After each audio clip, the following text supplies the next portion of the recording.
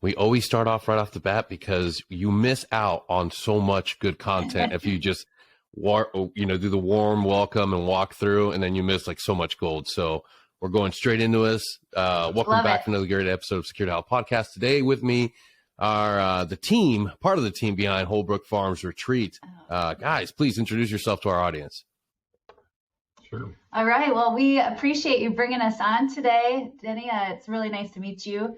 My name is Micaela Brancato. I'm here with my husband, Matt Brancato, and we are actually still serving in the Air National Guard out here in the National Capital Region at the Pentagon. So, but our background, we did about 8 years on active duty in the Air Force, and then thought that we were going to really branch out and go part-time and become entrepreneurs. And we did, and we're very thankful for that. But as the world, was still very busy for our Air Force jobs, so that kept us fully employed. And but we were able to start our own business, and using those proceeds, we were able to then start our nonprofit, which is Holbrook Farms Retreat. And we're excited to share a little bit more with you today. Yeah, absolutely. There's a lot of correlations between service and nonprofit work. It takes a lot of time and effort, a lot of dedication, and you got to do a lot of hustling. You got to be able to talk and meet and greet people and be an ambassador. That's one of the things that I've seen. It's if you're going to go into the nonprofit work and you're already a service member, you've got a lot of the foundational skills. So tell me about that. How did that idea first come up? Because I know for me as a mental health advocate, it was because I was suffering from a lot of mental health issues, and I had come to a point where it's like, okay, I can't find anybody to walk me through this that's wearing the same uniform, a Green Beret like me, to help me bridge this gap of like being injured and get back to being healthy. How did you guys come into this world? That's a great question, because it was really back in 2011. We were serving the Air National Guard at the time, living in Minnesota as part of the North Dakota Air National Guard. And in April of 2011, my roommate from the Air Force Academy was shot and killed in Kabul. And then 2 months after that, a good friend of Micaela's was killed in an airplane accident, F-16 crash in Nevada. And we thought through our military career, and we knew it's a high risk profession, and but those were a couple of our really close friends that really hit us pretty hard. And so we just didn't know what to do, though. So we didn't know how to help. We didn't know what to say. And so we reached out to a couple of friends of ours, and we're like, how do we give back to this community? And just to what you just said, it's more about surrounding yourself with people that get what you're going through. And so the long story of we had this property that we purchased in 2010. And we reached out to a friend of ours and said, hey, what helped you get through this difficult time? Because we don't know, we're not the experts. We don't know what to do. And she's like, what worked for me is just being around my family and friends at the lakes of Minnesota. And the light bulb moment was, well, we just have this property that could be an opportunity for people to come together, because we felt the positive energy there. It's out in nature. And so we just thought that that'd be a good venue to bring people together, to surround each other with people that have gone through similar tragedies. And so that was the idea that triggered the, what do we do with this property, and how do we give back to this community? And so we reached out to TAPS and some other organizations that said, how do we coordinate with you to help this community? And at the time, we didn't know anything about nonprofits. We didn't know anything about the space. We just knew we wanted to serve the community. And Absolutely. So from that moment, we said, why don't we just try this on our own and see what happens? And so in 2014, we welcomed 5 survivors, military widows, to our property, and just asked for feedback and just walked them through an agenda. And that's what started it all off in 2014. So we're coming up on our 10th year. That's amazing. A powerful story, and I got to commend you, because that speaks to me. It's you can go out there and search and find every guide, every mentor on earth for work that's dedicated to somebody and of service to others. But at the end of the day, you got to just start building that scaffolding and start figuring out how to do it. because it's a labor of love. It's your purpose, your passion, it's your why. You're in this, and people can give you instructions on how to do the business side of it, how to do your taxes, how to make sure everything's on the straight and narrow. And that's all important. Trust me, like I understand all that, but you can't find somebody to help you mentor passion and drive when it comes to something like this. It's such a deeply embedded mission, and it's so closely held to your heart that at some point it's just like, man, we just gotta do it. And we'll each, after version 1, we'll readapt and we'll make it look better. And I'm sure that first one wasn't perfect. But tell me about that. What was the first retreat like, and how rewarding was that?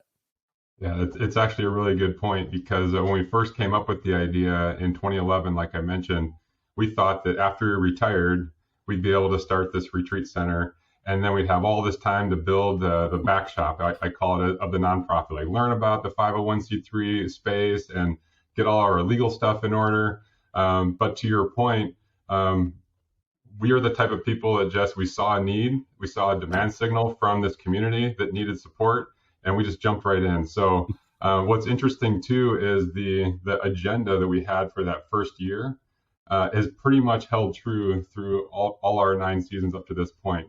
And so, but you're right. And what we asked for from that first group is, do you mind if we just fly on the wall and just be part of the retreat with you so we can get your feedback throughout the entire thing? And they were open to that. And we just absorbed as much as we could from that experience. And what we learned from that is, not only did we feel it was beneficial for that group of people to connect with each other, build some really strong connections and friendships, knowing that they're not alone in their journey of losing a spouse to military service, is that we felt the community came together to support this event. And so so Detroit Lakes, Minnesota, Western Minnesota, not a huge military influence in that area, but there's a strong support for the military, and this became a venue for that community to support the military. And so as you know, that we cannot do this on our own. We reached out to the local community and said we need help, and just to see the community come together was very rewarding for us to see that they bonded behind a common cause. Yeah, Denny, if I could add to, Matt and I had deployed several times, and, I was very thankful for those experiences. I never thought I'd be in Kandahar, Afghanistan, but when I came back, I had been changed, and some of it for a great reason. I'm very appreciative of the freedoms our country provides.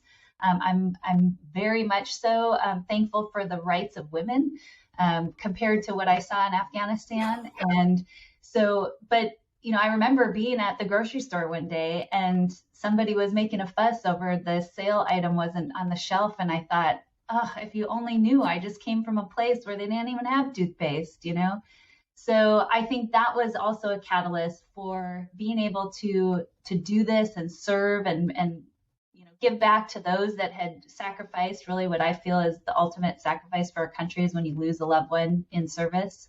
But I think what I tell people about, starting their mission or their nonprofit or foundation is you cannot overthink it. Because if we would have done the whole business plan and, all that, it can get overwhelming, and you can start to kind of think through well, maybe we're not ready, or maybe this isn't the right time. And whereas we really thought we were going to start one and then shut it down until several years later, what ended up happening is the momentum of, well, that group of women told, 15 more women, which then grew to a wait list of over 200. And now you're trying to figure out, how do we scale with not only, volunteers and, the resources to be able to do it. But yeah, I just tell everybody that if you have a passion on your heart, ask for help, reach out, it might not be the 110% solution, but do it, and you're going to learn a lot along the way. And that's why I'm really appreciative of others like you that are helping get the word out, because we do have to share lessons learned, best practices, because there is no perfect template for this. No, absolutely. It's there's no magical book or guide that you're going to be able to pour yourself overnight and find how to do this. And I think that goes for every nonprofit. It comes purpose, passion, that connection in the heart, and that sheer drive. And I want to give a shout out to Sarah that was with us at the MIC, because like that's that can be overwhelming, but she showed up like just head first and just dove right in. I mean, it was awesome to be able to bring her in and be able to make that connection from, you know, all these great people in the industry, and just be like, hey, pamphlet information, like take all this knowledge and bring it back to your team, because all those connections are with people that genuinely care. Everybody at that convention, every veteran and entrepreneur that has laid the foundation for all of us to follow through, is deeply connected to the community of like, hey, how can we make things better for our veterans and our active duty service members, and especially our Gold Star families, because that's something that is for us in this project in Security Hall, that's deeply connected to us. That's something that when you serve on such a small team, like, you know, family members, and when you lose a brother, like that's the worst thing that can happen throughout your mission. That's the worst, absolutely the worst thing. You got to come home and then see the family, go to the memorials, and then wonder, like, who's taking care of them? Like, who's going to offer the support? Because everybody worries about the financial, and the financial is very important, especially with kids and in the uncertainty of our economy today. Like, children and their futures are absolutely important, but the wife, what about the spouse? Because once you take away their significant other, they have all this stress, they have all this just pouring on top of them. And it's like, how do we get them back to feeling like they can breathe?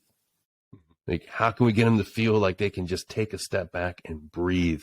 And that's, I mean, searching for resources myself so I can highlight things for the spouses.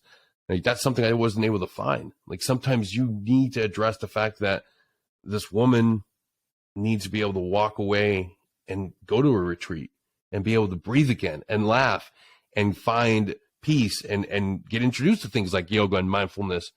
Because once you give them that ability to take that deep breath and finally be able to say, okay, I can make it through this. I can go through this process. I have a team of people here, and life will continue. And once I saw your retreat, or once I saw your website and everything, I'm like, okay, I love the colors, big teal fan over here at Security Hall.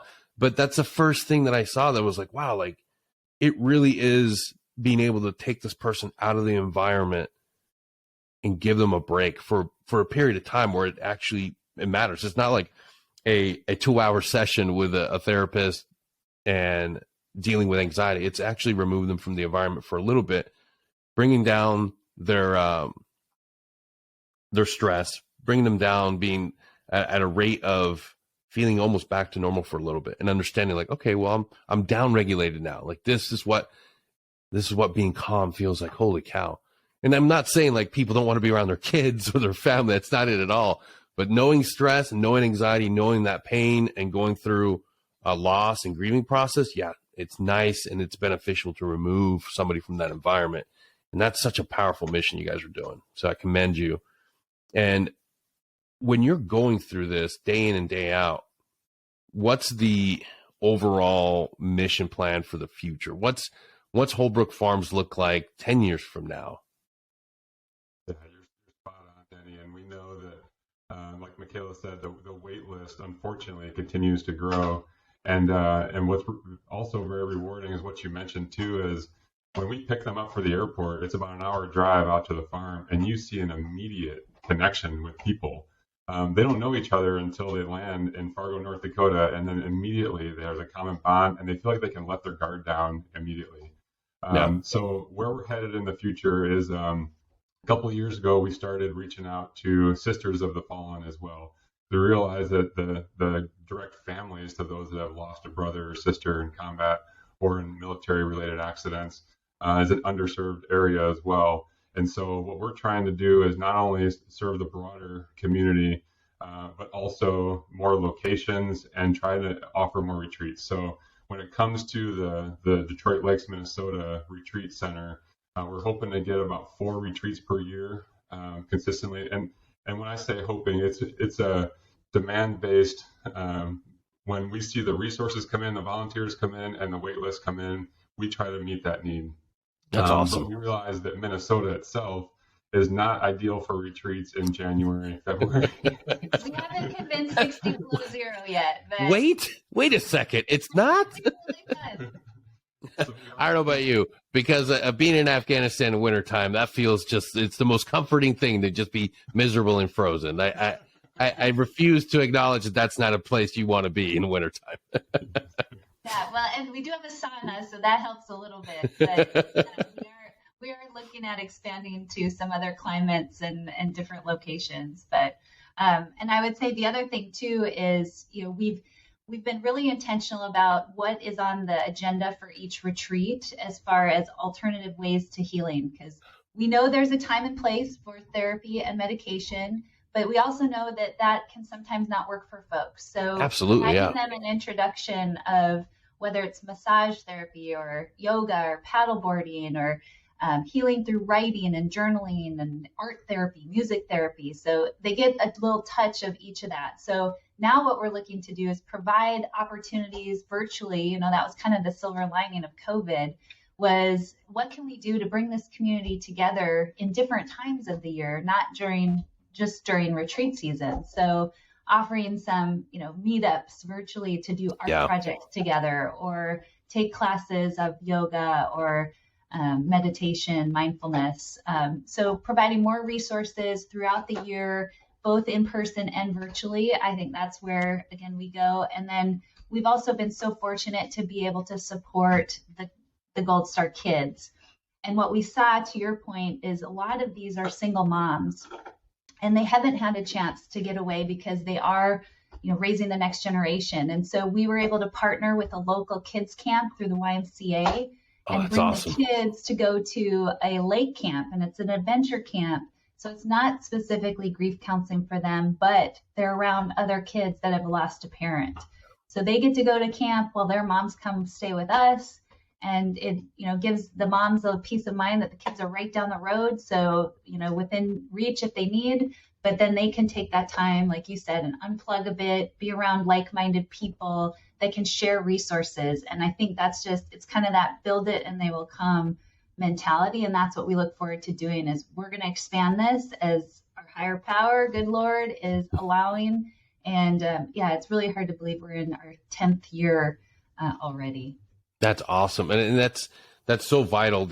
Speaking to that, I always call it a tribe. The biggest thing I realized, that I wasn't aware of before, and it just wasn't on the forefront of my mind, is when a spouse leaves the active duty community, they're leaving behind all their friends, their community of people that understand what it's like. It is a very different interaction. And just now recently talking about it, it's a very, very, very painful experience to be removed from your active duty community, go into the civilian world, and not have the same connection points, and not feel like, because it's hard to go reach out to your community, your new civilian community of people that have never known what your life was like, of what it's like to be an active duty spouse, and trying to meet neighbors again, and all the social norms that might be different in this new part of the United States that you moved to, and bringing them back to a group of like-minded individuals, your tribe, that understands and can give you back that sense of belonging. That's powerful. That in itself, and being able to connect it, because COVID did give us a lot of great blessings. And one of the greatest things that I realized was this ability to communicate through Zoom, Riverside, Teams, or the horrible WebEx experience. It's not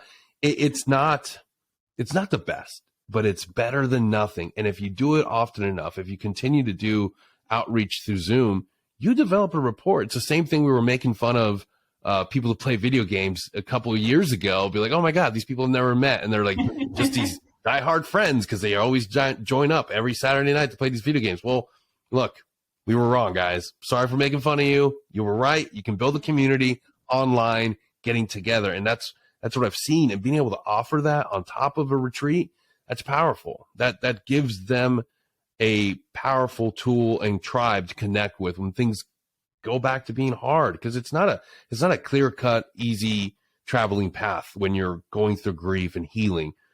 It's a dedicated journey, and sometimes you veer off, and sometimes you need that community to pull you back in, get you back on the right track. So that's awesome. How did you guys find volunteers in the local area? What was your call to action that was able to bring? And I imagine, I've never been to Minnesota, but I imagine Minnesota being filled with like the nicest people that just always bring casseroles to your doorstep. So it's like, I can only imagine how positive that was. But tell me about the outreach. How did you guys get people? And was that rough at any point, or was it always just like, hey, we're here? Yeah, that's a great question. And I'll talk really quickly to your point about one of my roles at the retreat, the actual retreat as volunteering, is I like to drive the bus. And so I can get their bags for them, I get the door for them, just serve them.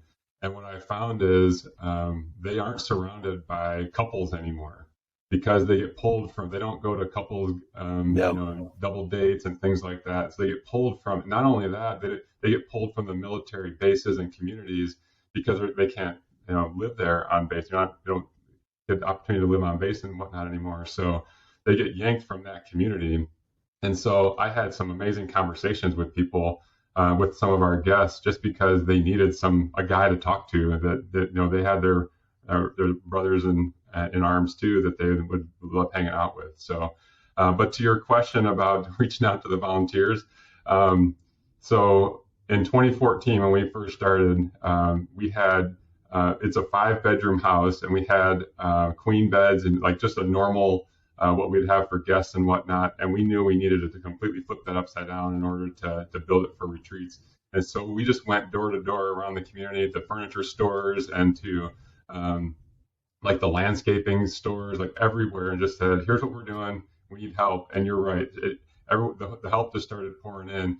We used Facebook and every social media that we could, just to let people know, here's what we're doing and we need help. Because yes, it was our idea with our team, with Sarah included, but we knew that we would not be able to get to where we needed to be without some help.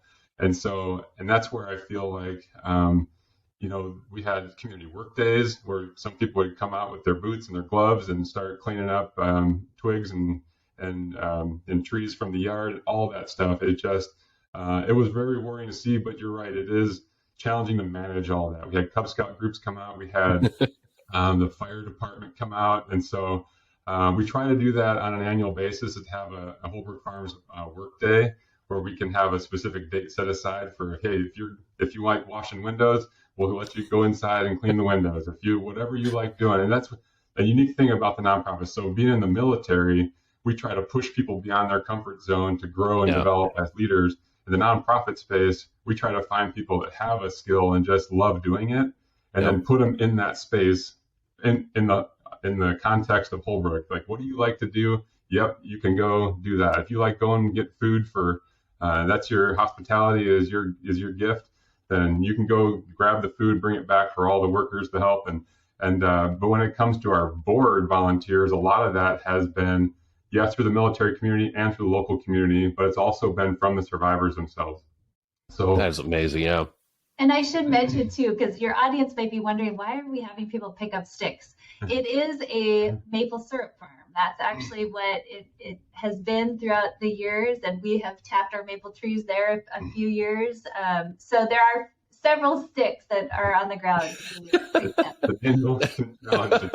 That is awesome. That's revenue right there. I see revenue stream right there. Yes, but it does make for a beautiful setting. We always say, cue the eagle, cue the chickadee, cue the deer. And it sits on a lake in Minnesota called Holbrook Lake. So that's where the name comes from. But also to that point of, where do you find volunteers? What we have had to realize is you just have to ask. And so I want to give a shout out to some of the, nonprofits in the military veteran space, the DAV, the Elks Club. We just went and told them what we were doing, and whether it was time, getting volunteers to come out to the property or to the retreats, whether it was their talent, maybe somebody had web design or, was really great at newsletter editing, or and then, of course, resources. The more we can, provide 100% of donations, we're very intentional about that, goes to bringing survivors, sisters, and the kids to retreats. And our business is what handles the overhead. So So I think that that's, again, it ends up being this cool community. Our National Guard family helped out a ton, helped us build a deck and take some of the trees that had come down in a storm. But yeah, when it comes to the actual retreats themselves, we open that up to anybody who wants to come. As long as you can come and get there, we'll take care of all the food and the housing and all that to be there and just serve our survivors. So That's amazing. That's oh, man. Like I am just blown away at. It's like it seems to me that it's the perfect community. It's the perfect community that just loves to serve and loves to be there and give back. And that's like the most American thing that I can think of. And I'm not seeing it everywhere. There's so much division, but it's like every single American can get behind this cause. Everybody can feel a connection to this. And that speaks volumes to like how powerful it is to just be able to say, hey, this is what we're doing, and have a mass of people that are willing to help. Like that's I don't see that anymore. And that's a beautiful thing. When it comes to your own mental health, your own, your journey and focusing on you, because when you have a mission that's of giving back and always pouring from your cup, it can drain you really fast. What do you guys do to focus on yourselves in order to maintain that energy and be able to give back so often and so willingly? How do you take care of yourselves? That's a fantastic question, and I should have mentioned that as far as where the nonprofit is going. And so we're looking into mental health awareness training for our team. We have two mental health professionals that we're bringing on board to our team. Yes, to help us serve the community, the survivor community, but also to train our staff. Yeah. Because while we're there, we don't always have the answer. We don't have any answers to the questions of what they're going through because we haven't done it before. Yeah. But we're bringing someone on board to help train us to how to engage with those types of conversations. Yeah, and I'd love to just add, I think every person needs a retreat like this. And that really, if I were to say my ultimate goal is I would love to be able to scale so that everybody could experience this because, we've all gone through loss. It may not be of a person in a tragic death, but it could have been like transition of your military career into the civilian world. Yes. Or each time you move, so much of our community, every time we move, Matt and I have moved a lot. We leave a piece of, our hearts like in that place. And so there is loss. And if you haven't had a chance to process that, it can build. And I think that's where a lot of people get stuck or they're not able to move forward. We always want to honor those that we've lost, but we want to also be able to be healthy and be able to live a life. And so I think that also is part of our goal is that we do take care of ourselves. It's like that, put your oxygen mask on first before you help somebody else. You got to. And I'll be honest, to tell the community here, I have gone through a couple adrenal failures, like total burnout. One was coming back from Afghanistan, and I realized that I wasn't doing that well. I wasn't finding a good balance. And I think that's one of the reasons why I feel ecotherapy, like being in nature, because when I was able to get on the lake and be on a paddleboard or going jet skiing, that's to me where I recover and I find my peace.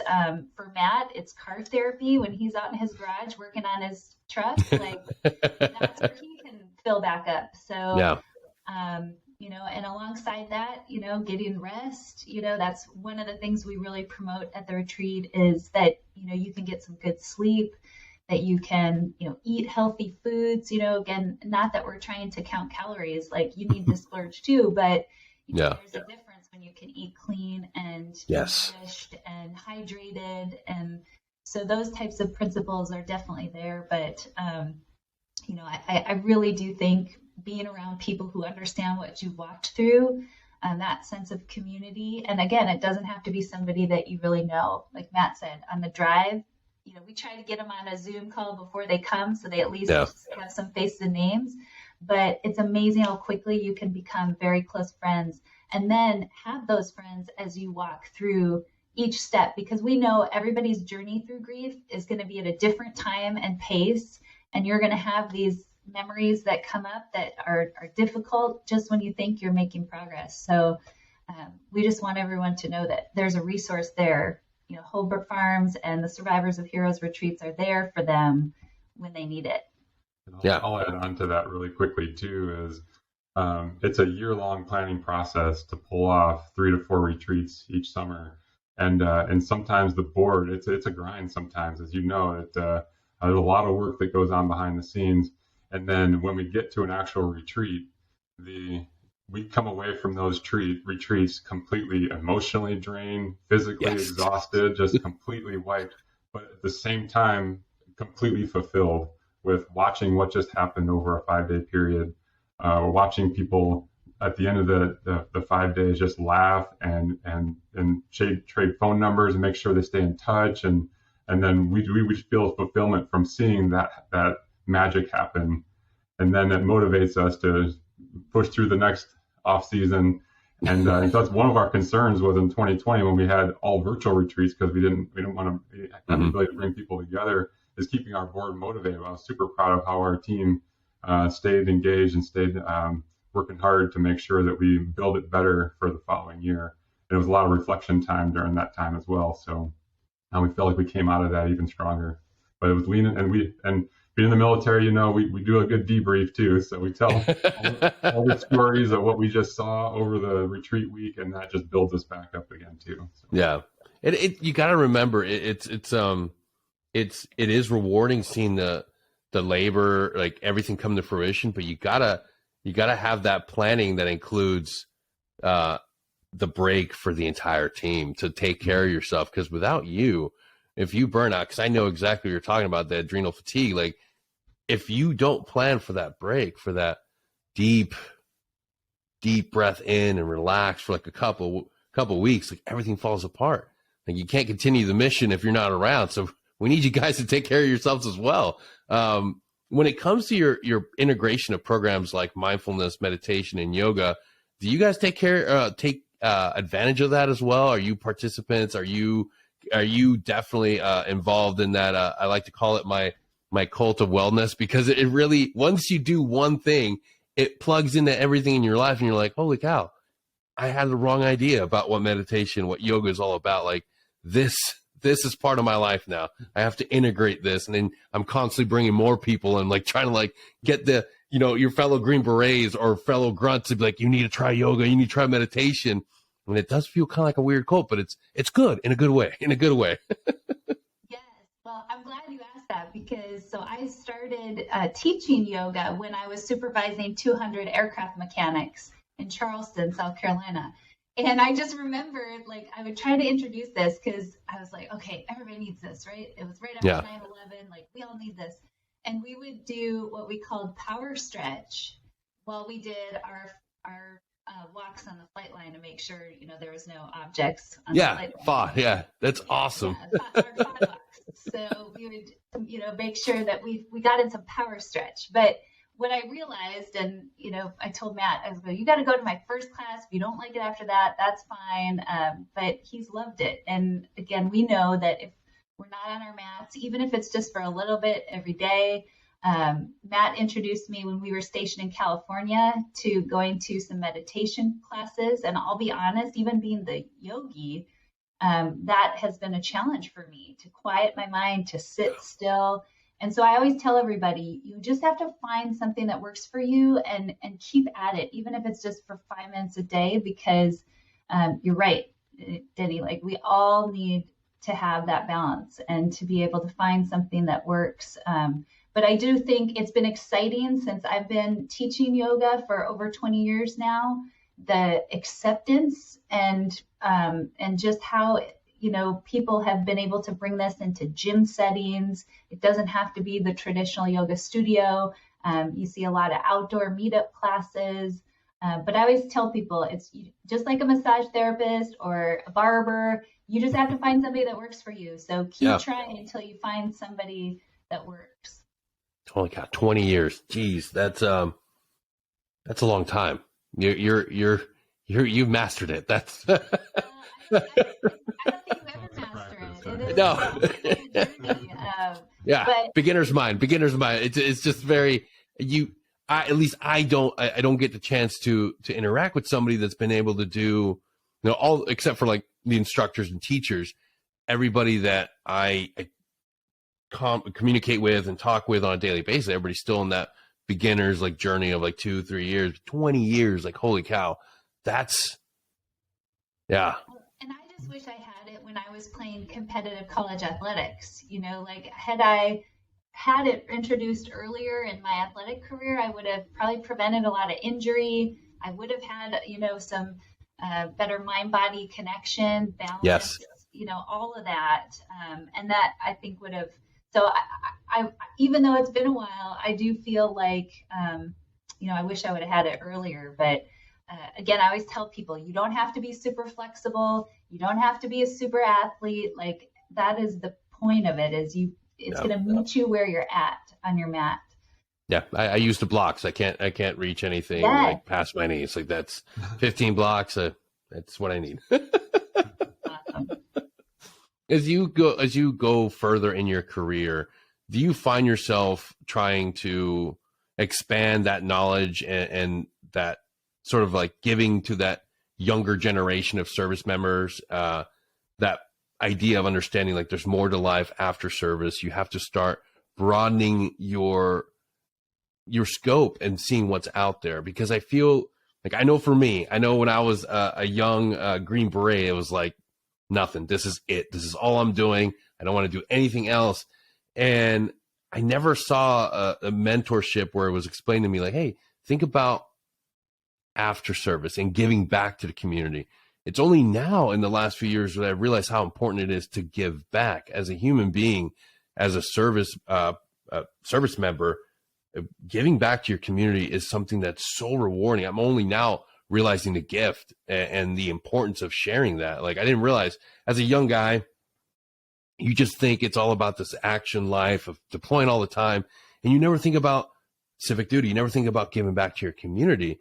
And now I'm like, holy cow, like I wish I would have been able to give back to my younger generations and been able to tell them, like, hey, take some time off during your week and give back. It's going to feel good for you.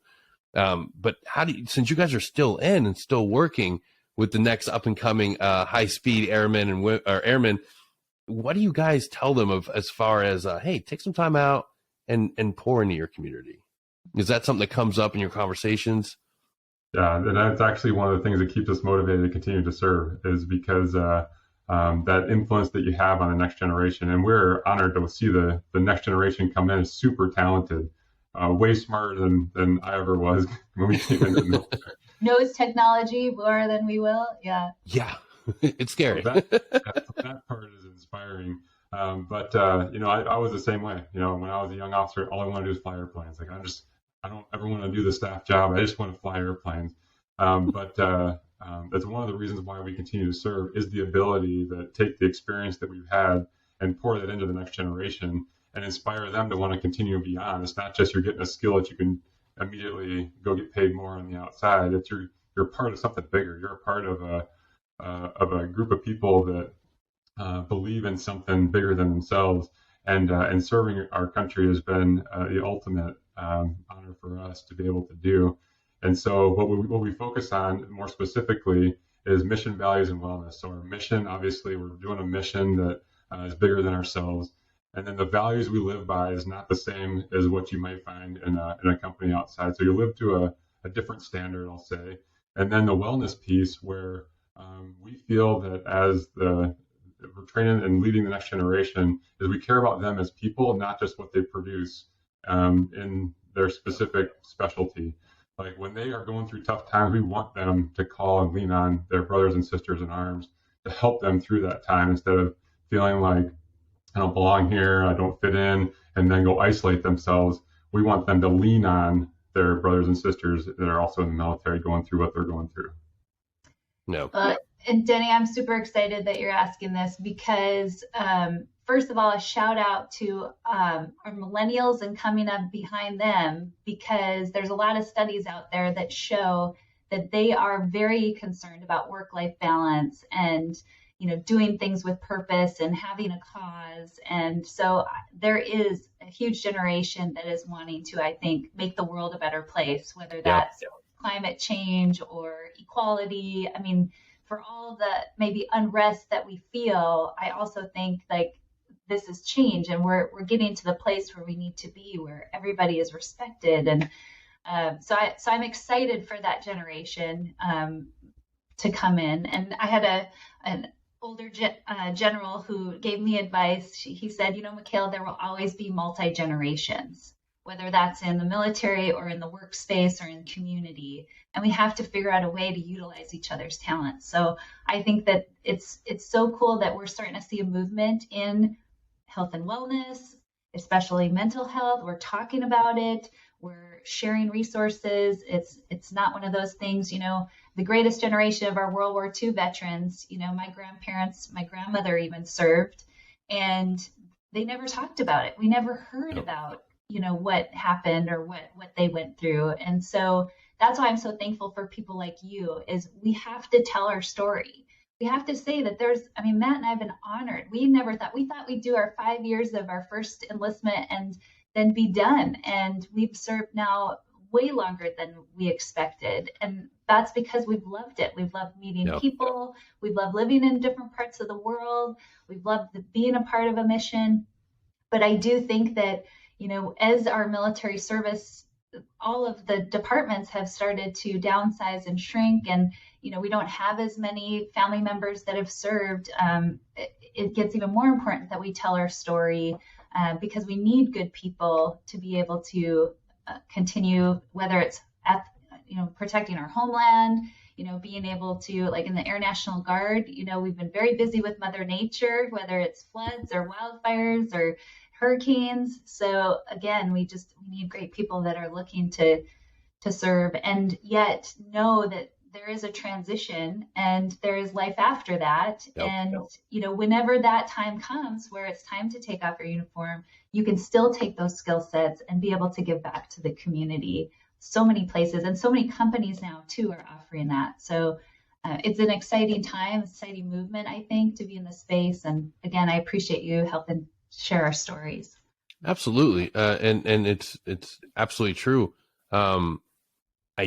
I love doing this because it gives a true representation of what our veteran community is. They see a lot of kids, a lot of young people, they see the video games, they see the movies, and it highlights only like 3 real characteristics of like a small percentage. You always see SEALs, you always see some special operations force unit, and you're never highlighting the real American heroes that are doing this, that are actually taking all the tools and all the things they learned from their time as leaders in the military, and then pouring it into a nonprofit, into a work of passion and a real purpose to help others. And that's what we need to be highlighting. Everybody's story is important. And come to realize, I didn't think, being young, you don't think anybody cares, but people do care. It does matter. People want to hear it. Just as much as people want to tune in and see fake SEALs on TV, they want to tune in to a podcast or a TV show and hear your stories, because what you guys are doing is showing all of us, every service member out there, whether you're Air Force, Army, Navy, Marine Corps, you're showing all of us that we can have a mission and a purpose after service. And it can be of the heart. It doesn't have to be get out of the military, work at a factory, or work for a corporate job that doesn't have any connection to our hearts. We can go out there and dream, and we can dream big. We can do great things to help people. And that's what I want to highlight. That's what I want to show the world, because I was there. I was that guy that thought he was going to do his entire service, 30 plus years, and being an Army until, you just fall apart and pass off. But it didn't happen. And I had to start thinking about what I wanted to do in life. And people are really quick to tell you to do the safe, conventional thing. But I haven't done anything conventional in my military career. In fact, I'm part of the most unconventional of the unconventional. So why would I go into, a 9-to-5 job or deny what my passion and my heart's telling me to do? And again, like if if I would have been able to see what you guys were doing at the very beginning, I would have been like, this is too easy. I know there's something in here telling me to be of service to others. And if they can do it, I can do it. So I hope this gets out. And in fact, no, I know it will get out to people that are still in service and figuring out how they're going to go about their next phase in life. And I feel that nonprofit work, I feel that being tied into your community and giving back to others is what service members are made for. We're uniquely adapted for that. Our entire lives and everything we've done in the military is of service to others. And it's deeply embedded in who we are. And there is so much room for that everywhere. So I can't thank you guys enough for coming on and sharing your time, because time is the most valuable resource. And I know there could be a million other things you guys could be doing today, but you taking the time to speak to me and the audience on your cause and your nonprofit it's very important. I'm very grateful for it. So thank you. No, we are absolutely grateful for your time as well, and the opportunity to talk with you. And throughout our military career, I'm sure that not just pilots we're not the only ones that complain probably about some of the frustrations that we see in the military. If I were in charge, here's the way I would do it. Well, the nonprofit space gives you that ultimate flexibility. One example was COVID. We were able to pivot in an instant to still continue our mission. And so it can sometimes weigh you down with all that responsibility, but at the same time, it gives that ultimate flexibility and freedom to do what your vision is to serve that community that you're trying to reach out to. So, but it's platforms like this that allow us to continue to spread the word. So we're grateful for the opportunity to talk with you. Absolutely. You guys are going to be on our website shortly. We're going to blast everything we can to promote you on your social media, share and tag everything we can. But please tell us the name of your website and all your handles for Instagram and Twitter and all TikTok and everything, if you would, please. Yeah, of course. Our website is holbrookfarmsretreat.org. And we're also on Facebook at Holbrook Farms Retreat, and Instagram as well as our main platforms. But we also, on our website, it has the connection to reach out to us if you want to get on our mailing list, if you want to reach out to us directly, phone number, email. There's all kinds of ways to reach out to us, and we'll do the same thing with you. We'll take our platform and make sure we blast out security help to everyone that we know. Just great people doing great work to serve the community. Awesome. I really appreciate it. A wellness shout out, if I may, Denny. Yes, please. Month of November, we are doing the Survivors of Heroes Fun Run or Walk. And again, we would love it.